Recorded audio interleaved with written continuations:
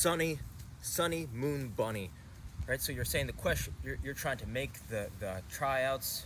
You've got tryouts coming up. You didn't make the team last year. So the question is, what are some things I could do? You said, what are some training methods or some drills, techniques that you could do that's going to tip the scales in your favor so that you make the team this year and you just have a lot of fun playing soccer, playing on the team, right? So I'm going to show you a few things that what I wish I knew. This is what I wish I knew years ago, and what this is going to do is, right, these are a few exercises that you can do as a warm-up. And why this is so important is because if you could be really thoughtful about your warm-up routine, then what could happen is that just based on your warm-up routine alone, if the other players around you and your coach who's making the decision who he wants or who he or she wants on his or her team, right? If they see that your warm-up routine is very effective and you're very relaxed while you're doing it, right? If you can show up to this tryout a few minutes early, 10, 15, half an hour early, what's going to start to happen is that you almost get two opportunities, right? So you have the tryout in which you're actually playing, but there's the time before and the time after that you could start to utilize to show the coach that not only, right, you can turn your warm-up routine into a signal to the coach that says, not only am I prepared to play, to compete at this tryout, but my warm-up routine is so effective that he or she could tell that just from the things that I'm doing, that even if I have a poor tryout, they still want me, right? He or she still wants me on the team. So, okay, so let's talk about tools, right? So there's 4 things that come to mind that'll really be the difference maker at the trajectory of your training, right? If you could do these 4 things, right? So I've got 4 questions for you that can really change your training and your life. So the first question is, I say it almost in every single video, can I breathe? Can I learn belly breathing? There's someone named Dr. Vranich, and she teaches this belly breathing technique. So if you want to learn whether or not it could apply to you, you want to take this test. Just take a deep breath. If you take a deep breath and your shoulders go up into the air, so if your deep breath looks like this, if you're going, then what you want to do is search How to Breathe by Dr. Vranich, Vranich, right? She's going to teach you how to breathe with your belly, which looks like this.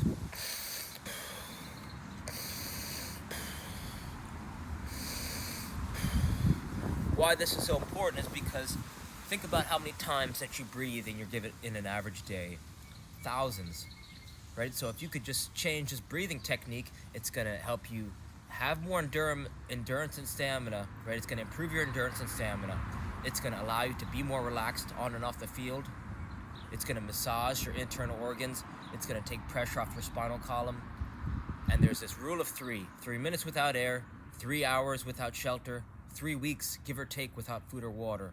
That's why breathing is the most important skill any soccer player can learn, period. Right? Because it lays down this foundation for the rest of your life, right? It's going to elevate every other part of your life to make you more relaxed so that you could be more joyful in whatever you're doing. So again, you can only take one thing away from this video. This is it. The question is, can I change the way I breathe from a vertical breather, right? You want to change from a vertical breather to a horizontal breather. So give that a try. Second thing is movement. This is an arm T rope, right? All it is a length of rope as long as you are tall.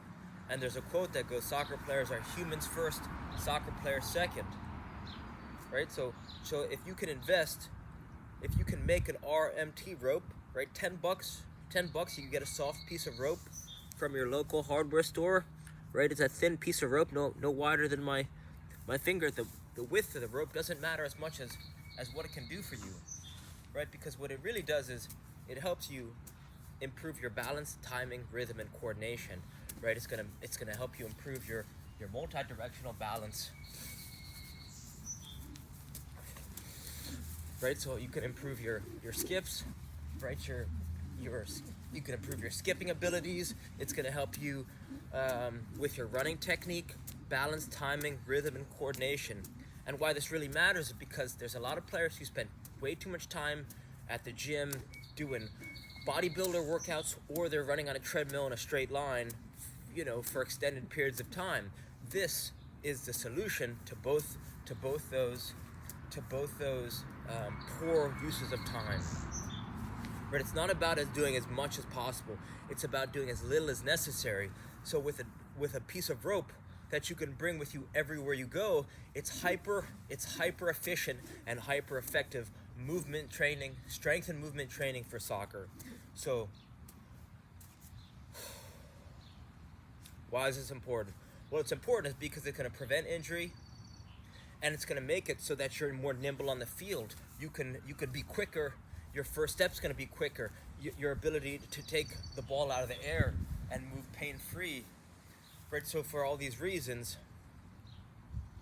this is something that you can bring everywhere you go, right? If you bring this everywhere you go, you could increase your training You could increase your training volume and intensity while staying very relaxed, right? It's